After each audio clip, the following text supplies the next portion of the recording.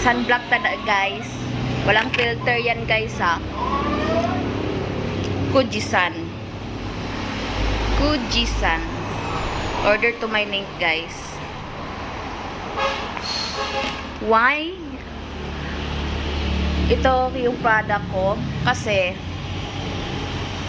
dati ginamit ko na to, maganda kasi sa skin ko tsaka hindi masakit.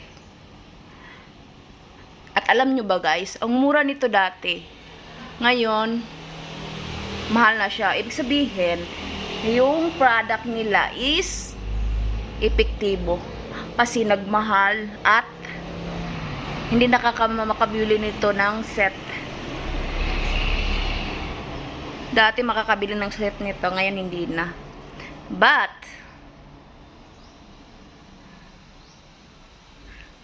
as long as maganda sa skin at 100% guaranteed that it's safe, then go buy for it, guys. Kujisan product lahat ng gamit ko dito sa mukha ko. Bumalik ako sa Kujisan.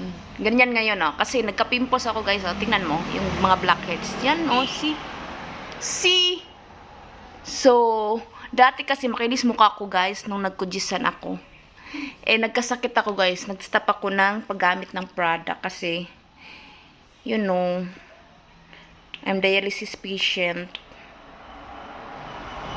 But now, I'm starting to use this again. Maganda kasi sa skin ko. Saya, order na guys sa link ko guys. And, you can message me if ano yung epekto nito sa inyo. Sa skin nyo. Sunscreen, see?